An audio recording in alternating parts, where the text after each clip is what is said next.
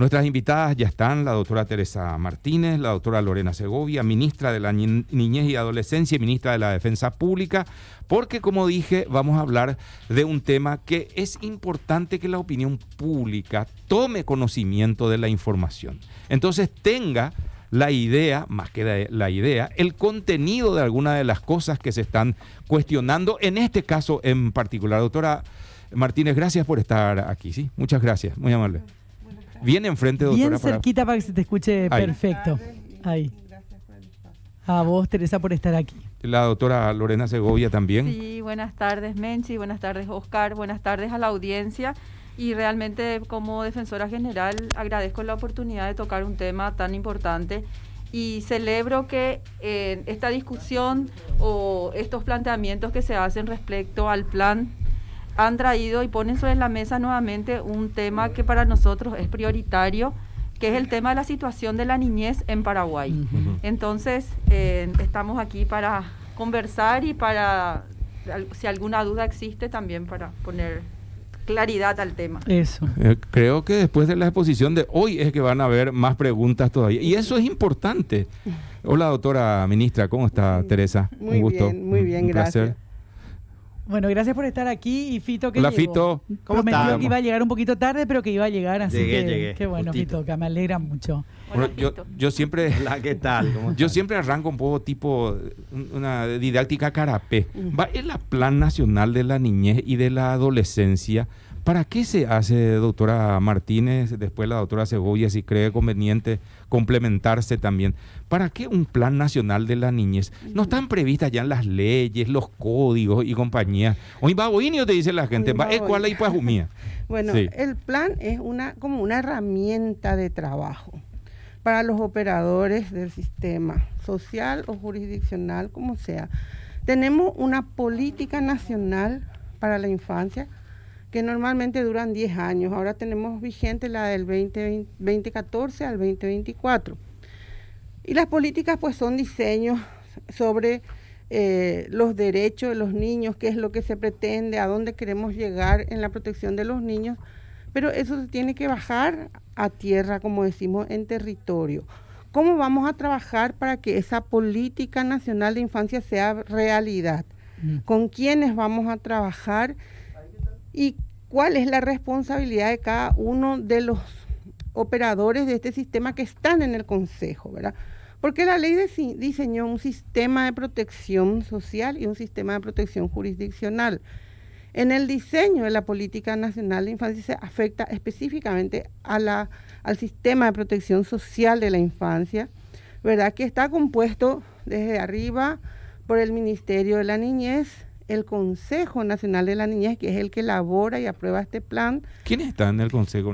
Para saber, nomás la gente dice, jamás o mía, porque eso es lo primero. ¿Quiénes están ahí? Y están el Sí. Ministerio de Salud, el Ministerio de Trabajo, Empleo y Seguridad, el Ministerio de Justicia, el Ministerio de Educación, el Ministerio de la Niñez, los representantes del Consejo, los gobernadores, también están representantes de la sociedad civil. Está la Defensoría General, que integra, es la titular, y es la representante del Ministerio Público, ¿verdad? O sea, todos estamos ahí mezclados en el sistema a los efectos de dar esa protección. Hay una gran mayoría de instituciones públicas sí, del el Estado. 90%, Sí, ¿verdad? sí. ¿Y del sector privado quiénes son? Y ¿Cómo?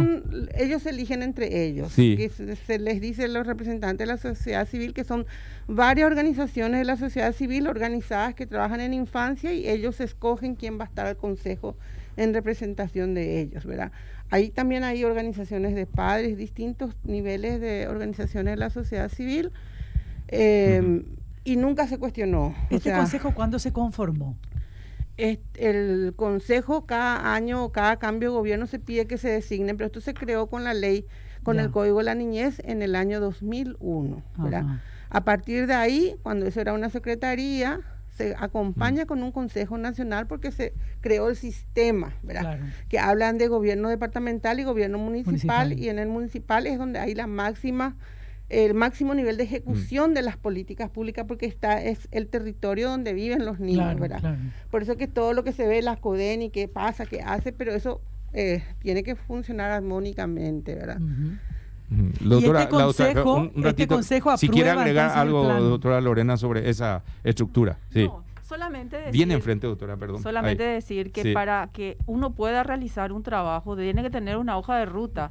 Esa hoja de ruta es un plan nacional que la abarca a todas las instituciones y en todos los ejes de acción. Y así como refirió la ministra de la Niñez, tenemos un eje que habla de la prevención, otro eje que hace referencia a la protección. Dentro del eje de protección encontramos los operadores de justicia, el Ministerio de la Defensa Pública, el Ministerio Público y el Poder Judicial. O sea que el plan lo que permite es definir cuáles son los objetivos, cuáles son las metas que se pretenden alcanzar, determina los indicadores, cómo nos van a medir eso, porque es muy lindo hablar de un objetivo, pero cómo yo te mido para ver qué tan cerca estás. O no. Sí. Y después a quién se le asigna tal tarea. Eso es lo que hace el plan. Y una cuestión importante que para que se entienda también, ¿cuál es el grupo meta? ¿Cuál es la cobertura de este plan? Es cierto, son todos los niños, niñas y adolescentes que viven en el territorio paraguayo, los niños, niñas y adolescentes paraguayos que están viviendo en el exterior. También. Y algo muy importante que nos trae luz el plan, que dice claramente que es de acuerdo a la gestión territorial, que tiene en cuenta los recursos territoriales, porque si bien somos un país unitario, tenemos una descentralización desde el punto de vista de gobernaciones y municipios, y hacemos el hincapié que el plan es con relación a las familias y la comunidad. O sea, eso claramente dice el plan. El plan dice que se tiene en cuenta, considerando la gestión territorial con cada familia y la relación con la comunidad. De hecho, uno de los ejes fundamentales es el de la participación. Vista la participación como la participación protagónica del niño, niña y adolescente, que es un cambio que viene con el Código de la Niñez y con la Convención de los Derechos del Niño, donde vamos que esta cultura adultocéntrica pasa a centrarse en el adolescente, en el niño. Entonces, cuando hablamos de participación, en el eje de participación... La adultocéntrica, ¿no, doctora? Solo desde el punto de vista del adulto. Solamente desde el punto de vista del adulto, sin escucharle al niño, sin escucharle a la niña, al adolescente. Pero yo pues soy el papá. Sí, pero y tú y claro. Ya puedo ganar. Y se respeta y se atiende y se entiende la posición de los padres, pero también se le escucha a los jóvenes, a los adolescentes, a los niños y a las niñas, no solamente en el ámbito administrativo, sino también en el ámbito jurisdiccional. En un juicio se le debe escuchar al niño, se le debe escuchar para saber cuál es su planteamiento, cuál es su posición respecto a ese tema. Y sobre ese punto, solo como anécdota, hay veces que no podemos solucionar problemas hasta que le escuchamos al afectado, porque esa persona tiene una respuesta que debe ser escuchada. Entonces, la convención y el plan hacen notar la necesidad de que estos niños, niñas y adolescentes sean mirados como sujetos de derecho y no como objetos, o sea, un adulto que dice exactamente lo que debe hacerse, sino que debe respetarse lo que se plantea. Y allí quiero decir que cuando se habla de participación, no es solamente de los niños, niñas y adolescentes. El plan prevé que se realiza la participación con las familias y la comunidad. Esa es la parte que me gustaría, no es que yo nomás lo digo, está escrito en el plan. Yo le quiero preguntar a la ministra, hoy tuviste una audiencia pública virtual por Zoom y te quería preguntar cuál es el principal miedo que se planteó, porque las organizaciones que están hablando mucho del tema creo que plantean temores respecto al plan. ¿Y cuál es ese miedo principal y cuál es la respuesta? Bueno, lamentablemente yo no pude estar en la audiencia porque coincidió con otra reunión que fue convocada desde el Ejecutivo, pero sí nos hicieron llegar ya, o sea, todo es público, ¿verdad? Está mi viceministro, veo que está todavía realizándose la audiencia. Sí. Es el miedo de que ellos van a perder la patria potestad, por ejemplo, es uno de los miedos que dicen yo les rogaría que me expliquen cómo piensan que eso va a ocurrir, ¿verdad? Porque esto es un plan, ¿verdad? Yo le digo una herramienta de trabajo, como dijo la otra, una ruta del camino a seguir, que no puede modificar nada, no es una norma, no es una ley, no puede modificar ninguna ley nacional ni la Constitución, mucho menos no tiene esa capacidad el plan, ¿verdad? Entonces no entiendo cómo piensan que eso puede suceder. Otro miedo es el tema de la educación, ¿verdad? Que ellos, y de hecho que los padres tienen el derecho y el deber de educar a sus hijos, ¿verdad? Conforme ellos lo crean, pero hay una situación que el Estado tiene que garantizar que eso pueda ocurrir, ¿verdad? El Estado es el garante de eso y ahí es donde surge el miedo, entiendo por una palabra que estuvieron mencionando. La hegemonía. La hegemonía del Estado.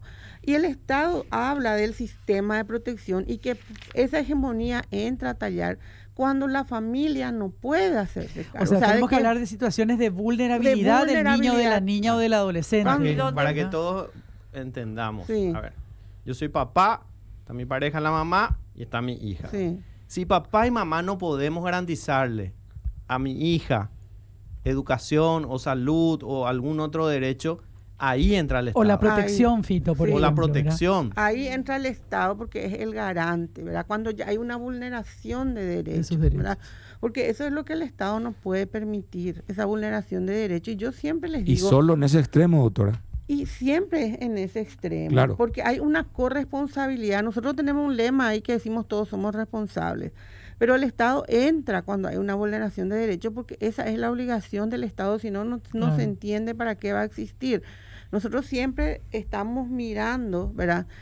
De lo contrario, ¿cómo es que nos reclaman a nosotros, por ejemplo, la presencia de niños en la calle, ¿verdad? Por ejemplo. Porque le tendrían que reclamar a los padres si es que nosotros no tenemos esa condición de garante, y eso la ciudadanía lo entiende muy bien porque llaman al 147, exigen denuncia, ¿qué están haciendo? No hacen nada. Es la bella, pues a mitad y calle.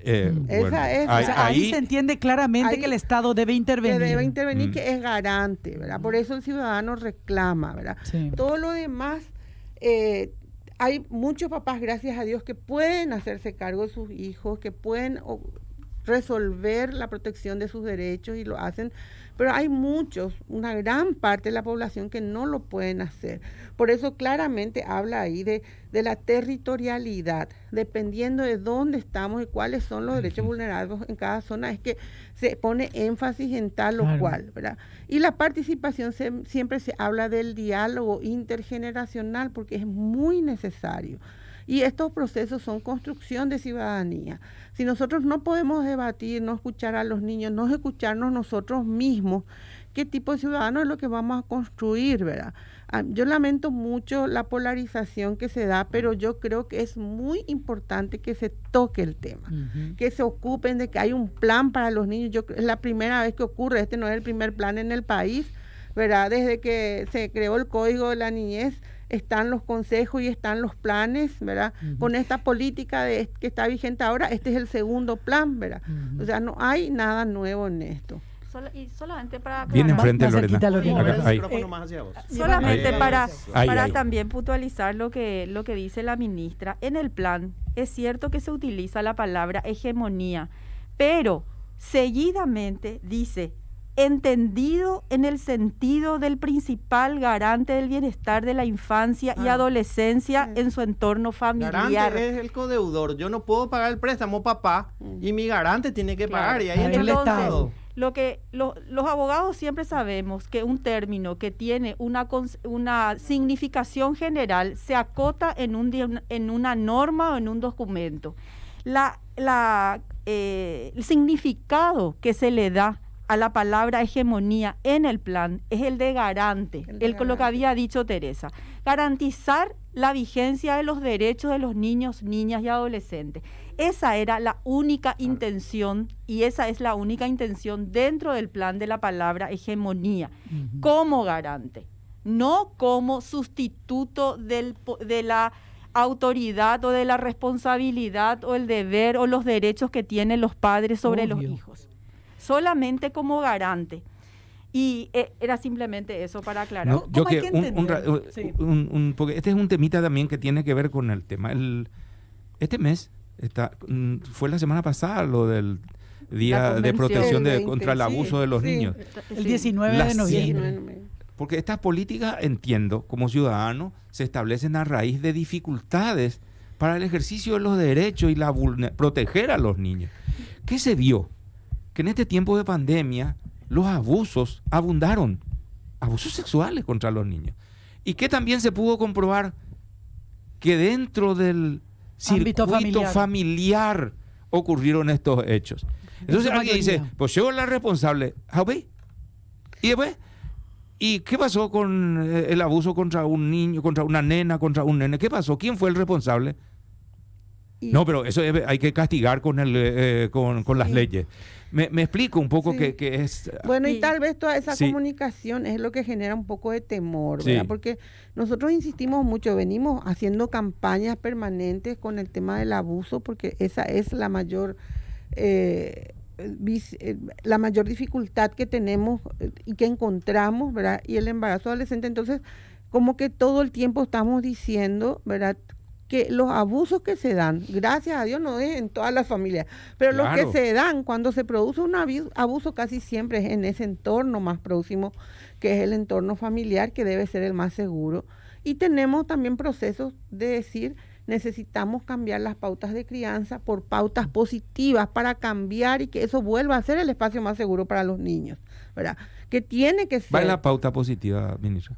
Bueno, ¿qué es lo que nosotros queremos promover en los niños? Que no sean negativos, que no sean por el miedo y por la violencia, ¿verdad? Porque lo que se enseña con los golpes no se aprende, duele, por miedo van a hacer, pero cuando saben que ya no le van a golpear van a volver a hacer.